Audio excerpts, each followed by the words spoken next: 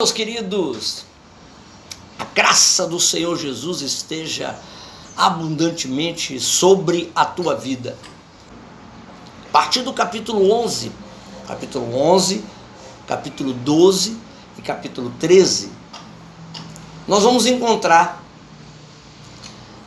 Lucas, o escritor de Atos, dando uma atenção especial para a primeira igreja que se oficializou no contexto apostólico gentílico. Então nós temos a primeira igreja gentílica. O que quer dizer isso? A primeira igreja fora do contexto judaico. A primeira igreja formalizada fora de Jerusalém. Então, em Atos capítulo 11, 12 e 13, nós vamos encontrar essa situação que chama muita atenção. Então a gente vai agora dar esse mergulho sobre Antioquia da Síria. Se você já assistiu os meus vídeos, você vai saber que o Império Grego, ele teve uma divisão, quando Alexandre o Grande morre na Babilônia. Ele divide o seu reino, divide o império entre as famílias, entre os generais, os comandantes que estavam com ele. Se transformaram as casas. Então, os Seleudas, que era a casa que ficou responsável pela Palestina, ou pela parte, aquela parte da Ásia Menor, da Palestina, norte da África, do Egito, e um pouco ali, chegando à Mesopotâmia, eles dominaram o mundo grego, naquela época, durante 250 anos aproximadamente, e a capital desse Império Grego, para a família Seleudas, é a cidade de Antioquia. Passaram os gregos, não conseguiram suportar a avalanche que veio sobre eles do Império Romano, e eles não tinham como suportar a demanda, já que estavam fragmentados em famílias. Os romanos tomaram conta e se apoderaram desse império já estabelecido. Então Roma, o Império Romano, fez o seguinte: ele oficializou em 3 bases, em 3 frentes o seu império. Roma, a capital do Império Romano. A segunda cidade, Antioquia da Síria, que era uma cidade, eu vou daqui a pouco comentar sobre a cidade. E a terceira cidade, Alexandria, no Egito. Então, são 3 cidades onde o Império Romano tinha a sua base militar, que ficava tanto no Ocidente como no Oriente. A cidade de Antioquia era uma cidade extraordinária nos tempos de Atos dos Apóstolos. Segundo os arqueólogos, a Antioquia da Síria, ela tinha aproximadamente 500 mil habitantes. No primeiro século, você ter uma cidade com 500 mil habitantes era uma metrópolis, era uma cidade cosmopolita. Então, como que funcionava a cidade de Antioquia? Ela recebia, como ela fazia o trânsito do Oriente para o Ocidente, porque descia de Antioquia e tinha o porto de Seleucia, o porto de Seleucia, dali onde saiu Paulo e Barnabé, e dali que saíam todas as mercadorias que vinham do Oriente, passavam por ali para ir pelo Império ao Ocidente. Era uma cidade que recebia pessoas de todos os tipos. Quando você lê lá em Atos capítulo 13, você vê o seguinte, eu vou até ler para vocês, espera aí só um minutinho.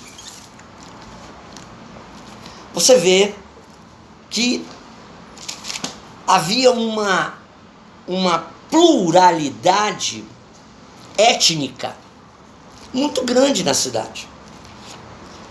Como assim? Vou ler porque fica melhor lendo, que aí você vai entender.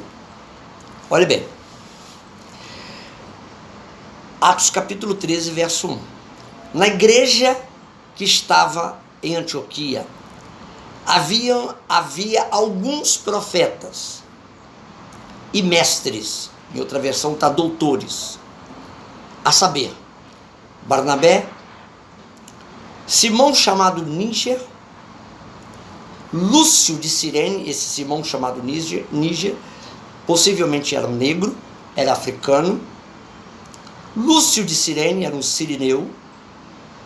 Manaém, agora é interessante, que fora criado com Herodes, o tetrarca, que nós já falamos sobre a família herodiana, os Herodes, a casa de Herodes. E por último aqui, Saulo. Então você vê que havia um pluralismo étnico, gente de todos os lados que faziam parte dessa igreja. E o que chama a atenção é que tinham dois ministérios importantes, visíveis nessa igreja. O ministério de profeta, o ministério profético e o ministério de mestre ou doutores. Bom, falei da cidade. Era uma cidade altamente moderna para a época. Era considerada como uma São Paulo, a metrópole de São Paulo, Nova York. Essas cidades que recebem gente do mundo todo e tem um culturalismo muito grande. Quando a igreja de Jerusalém soube, você vai ler no capítulo 11, 12, 13 eu li, mas 11, 12, que a igreja de Antioquia crescia, quer dizer, estava um crescimento muito grande na igreja de Antioquia. Isso aproximadamente, vamos falar na ordem cronológica, aproximadamente uns 18 anos para 19 anos ou 20, nessa faixa, 18, 19, 20 anos pós-ressurreição e ascensão de Jesus. Quer dizer, não foi rápido. Não foi assim. A gente lê Atos, acha que, foi acontecendo ali. Não. Levou tempo. No capítulo 9, onde retrata a conversão de Saulo, quando Saulo cai na estrada de Damasco, até o capítulo 11, passaram-se aproximadamente 13 anos. 13 anos. Da conversão de Saulo em Damasco até o capítulo 11, passaram aproximadamente 13 anos. Nesse momento, Tiago era o líder da igreja. Tiago, aí já não era o Tiago discípulo, porque o Tiago discípulo morrera por Herodes tetrarca. Ele decretou, Herodes Antipas, no caso aí Herodes Antipas, que mata o discípulo, o apóstolo Tiago. Morre Tiago, morre Estevão, e a igreja tenta colocar alguém imediatamente, porque não podia ficar sem um líder. Então viram a possibilidade de colocar o irmão biológico de Jesus, ou seja, da família de Jesus. Então esse Tiago que aparece aí é o irmão de Jesus, irmão, filho de Maria e José. Quando eles souberam do crescimento da igreja de Antioquia, eu não tenho esboço aqui não, gente. Não tem esboço não, tá aqui, ó. Estou seguindo regra nada, estou falando. E assim que eu faço os meus videoaulas. Quando eles souberam que estava existindo um crescimento muito grande em Antioquia, eles mandaram quem? Barnabé. Barnabé aparece no final do capítulo 4 para o capítulo 5 de Atos, quando houve aquela grande explosão de fé e que as pessoas começaram a doar, e aí acontece o primeiro episódio drástico, que é a morte de Ananias e Safira, quando eles caem nos pés de Pedro. Primeiro cai Ananias, quando mentiu acerca do que ele tinha vendido uma propriedade e mentiu para entregar o valor. Vem a mulher dele, mente também. Pedro ainda deu uma oportunidade, olha, você vai mentir? Ela, não, é verdade. E ela morre também. Então, Barnabé aparece antes como um homem generoso que faz uma doação forte. Ele vendeu um terreno. Barnabé era natural de Chipre, essa ilha que fica no Mediterrâneo. Barnabé, segundo as escrituras e segundo alguns historiadores, era um possível tio de João Marcos. E ele, João Marcos, que presenciou, quando ele retrata no Evangelho de Marcos, a prisão de Jesus no Getsemane à noite, quando ele foge de lençol, eu estava nu no lençol, foi lá ver aquela coisa toda. A ceia, a última ceia, com certeza ela deve ter sido da casa de João Marcos, porque eles eram de bem. Já falei no vídeo anterior, João Marcos é um nome grego-romano. Barnabé, tio de João Marcos, um homem que tinha posses, era um homem de bem, era um homem que tinha livre acesso no Império Romano, um homem que viajava muito, possivelmente um comerciante. Se converteu, veio na explosão da igreja de Pentecoste no começo. Ele era um frequentador da igreja de Jerusalém. Viram a possibilidade de Barnabé ir para Antioquia para fazer uma avaliação do que estava acontecendo lá, porque estavam sabendo notícia de que a igreja estava crescendo, que eles não sabiam direito. Barnabé chega a Antioquia. Quando Barnabé chega em Antioquia, ele se assusta, porque ele viu ali coisas que até então a igreja de Jerusalém não estava vivendo. Impressionante, gente, como é que o corpo de Cristo é dinâmico. Você vê, a base da igreja de Jerusalém, os apóstolos lançaram, Jesus disse, só ficar em Jerusalém até que lá do alto seja revestido de poder. Depois ide por todo mundo e proclamar o evangelho, aquele que crê e for batizado será salvo, aquela coisa toda, aquela ordenança que Jesus deu. Mas a igreja de Jerusalém, a igreja ainda era uma igreja judaica, gente. A igreja era judaica. Valia bem. Barnabé chega em Antioquia, ele se assusta de ver aquela explosão, ministério profético, ministério de mestre, gente ensinando. Mas como ensinar? Baseado em quê? Apenas na doutrina dos apóstolos. Porque não tinha livro nenhum escrito. Até então, nesse momento, não existia carta apostólica, carta, epístola, não tinha nada escrito, evangelho, nem nada.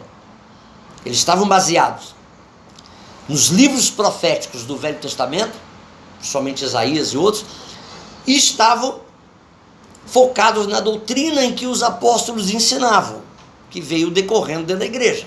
Era uma coisa oral, certo? Era uma coisa oral. Eles tinham apenas a ideia na palavra que vinha. Barnabé olhou aquilo tudo, Barnabé se assustou. Barnabé disse, eu não vou dar conta disso aqui. Barnabé, Jerusalém não vai dar conta disso aqui. Mas Barnabé sacou, que era um homem viajado, um homem entendido. Falou, se eu volto para Jerusalém e falo isso aqui, vai ter uma loucura, peraí. Aí foi a sacada, olha a sacada. Aí, Barnabé entendeu, peraí, tem um cara que é fantástico, que pode estar aqui comigo, nesse movimento todo. Quem é? O Saulo. Agora vamos para Saulo. Onde estava Saulo? Saulo passou pela estrada de Damasco, se converteu, passou pelo novo nascimento. A igreja rejeitou Saulo de todas as formas, evidente, um cara que perseguia, matava todo mundo. Saulo foi o quê? Ficou 3 anos, está relatado em Gálatas. Leia lá a carta aos Gálatas. Ficou 3 anos no deserto da Arábia. Agora vem a sacada. Agora vem o negócio. Onde Paulo ficou? No deserto da Arábia. Tentando fazer a transposição do Velho Testamento para o Novo. Poxa, ele não ficou em Jerusalém com os apóstolos? Paulo foi para lá por quê? Gente, aí tem um mistério. Por que Paulo foi para o deserto da Arábia? Onde é que o deserto da Arábia era responsável por quê? Agora foi a sacada. Existia um grupo de essênios que eram predominantes. Eles viviam ali no deserto da Arábia, tanto que nas cavernas de Qumran, no início do século 20, quando um pastorzinho de ovelhas estava pastoreando e achou em vasos, numa caverna lá, inúmeros escritos e pergaminhos do Velho Testamento e coisas citadas do Novo, possivelmente essênios, que eu já disse para vocês no outro vídeo, que era um grupo religioso da onde surgiu João Batista, que se isolava, que se apartava, que não estava no meio, que não concordava com o sistema religioso, não concordava com o sacerdócio, não concordava com o sinédrio, não concordava com a corrupção que estava dentro de Jerusalém, que era muito grande. Então, Paulo foi para onde? Paulo foi procurar esse grupo. E lá Paulo ficou, possivelmente em algum lugar, em alguma vila, em alguma caverna, fazendo toda a concepção do Velho Testamento. Por quê? Porque Paulo era hebreu de hebreus, como ele fala na carta aos Filipenses. Eu sou hebreu de hebreu, sou fariseu pela lei. Então Paulo era um cara que, tanto ele como a família dele, era farisaico, ou seja, rigoroso. Paulo estudou aos pés de Gamaliel, o maior e um dos mais célebres rabinos da época. E diz Paulo que ele era um aluno excepcional, tanto que ele foi colocado como general do exército que combateu os cristãos no começo, perseguindo-os e matando-os. Então Paulo tinha toda... E Paulo não era só um homem com conhecimento na teologia judaica. Paulo era um homem que tinha uma vivência de mundo muito grande. A família de Paulo era de Tarso, uma cidade importante também, acima da Antioquia. Ali tinha uma escola de medicina, possivelmente Paulo conheceu Lucas ali na faculdade de medicina que existia na cidade de Tarso.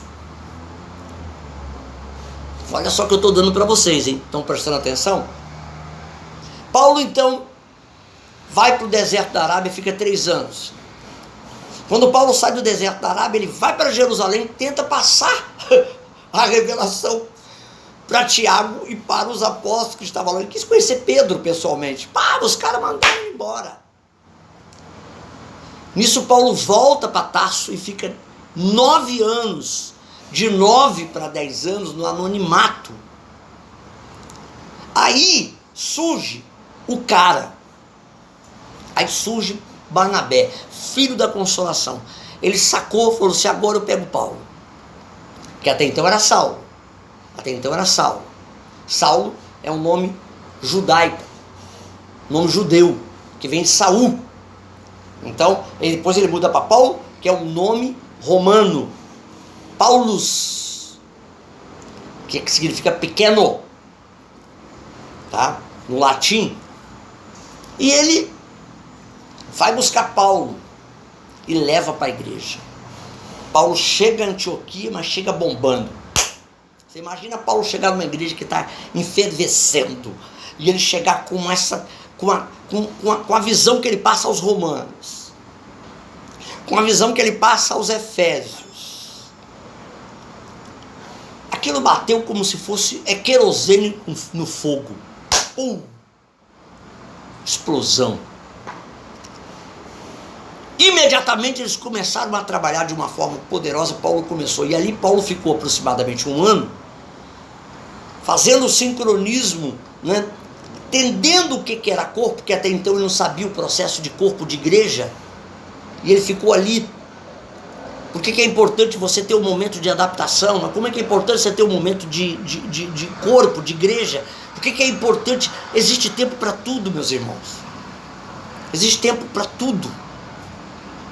Não podemos falar, tem que ser assim, não, o tempo de Deus está trabalhando. Quantos anos passaram? Paulo ficou no anonimato 9 anos. O cara ficou 3 anos no deserto sozinho, estudando. E alguém pode falar, poxa, mas por que parece que Paulo começou, pegou... Não foi assim não. E o cara foi muito rejeitado. Foi muito rejeitado. E aí aparece os ministérios, e é sobre isso que eu quero encerrar falando sobre os ministérios. Por que a igreja de Antioquia é a igreja que nós temos que olhar para ela? Porque ela tinha 2 ministérios importantes, por isso que ela cresceu tanto. Ela tinha o ministério profético, que tanto funcionava como palavra, como milagres, operações de milagres. E ela tinha o ministério do ensino. A igreja tem que ter 2 bases. Eu acho que é o alicerce, não é um ministério apostólico. É um ministério primeiro. Porque depois que surge o ministério apostólico, primeiro, ali, por enquanto, da igreja de Antioquia não tinha apóstolo. Não tinha apóstolo. O ministério apostólico surge depois. Então, os 2 ministérios que são a base da igreja é o ministério profético, que é a palavra, e a revelação. A palavra e a operação de milagres. Poder. Paulo vai com isso depois. Paulo sai com uma viagem para isso. O ministério de Paulo é cheio de manifestações, palavra, manifestações, cura, libertação. Paulo era assim. E aí nesse momento a igreja se prepara, e aí no verso 2 acontece o quê? E servindo ele ao Senhor e jejuando, disse o Espírito Santo: separa-me Barnabé e Saulo para a obra que os tenho chamado.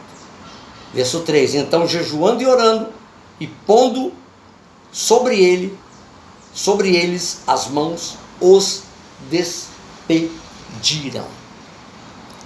O apostolado é aquele que é enviado. Você só pode ser enviado no momento em que o Espírito Santo te prepara e te capacita. A igreja só pode falar, olha, a igreja é apóstolo, a igreja é apóstolo, a igreja é apostólica, a igreja tem apóstolo, mas antes tem o ministério profético e tem o ministério de ensino. Assim que é formatado. A igreja tem que entender isso. E o ministério pastoral estava acompanhando eles, porque o ministério pastoral estava com quem? Com Barnabé, filho da consolação. O ministério pastoral é aquele que consola, o ministério pastoral é aquele que está junto, o ministério pastoral é aquele que está perto, o ministério pastoral é aquele que enxerga a possibilidade de outro fazer. O ministério pastoral é aquele que distribui o serviço, é aquele que entende que cada um tem uma área no corpo para operar. Barnabé entendeu isso. Barnabé sabia que Saulo, que virou Paulo, era muito mais importante do que ele até.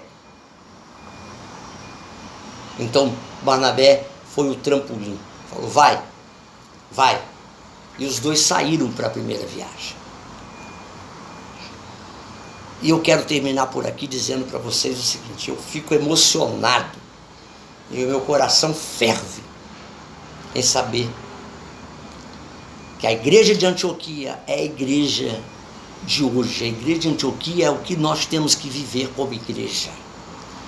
A igreja que dá oportunidade, a igreja que quer operações, a operação de milagres, a igreja que quer cura, a igreja que quer libertação, mas a igreja que quer um ensino, a igreja que se aprofunda na doutrina, a igreja que quer se aprofundar em Cristo, a igreja que quer se aprofundar no Senhor. Essa é a igreja. Essa é a igreja que nós queremos. Queridos, Deus abençoe vocês. Foi um prazer compartilhar essa videoaula. Se você gostou, compartilha. Se você gostou, dá um likezinho aí. Se você gostou, ore por mim. Deus abençoe a todos. Fique na paz do Senhor.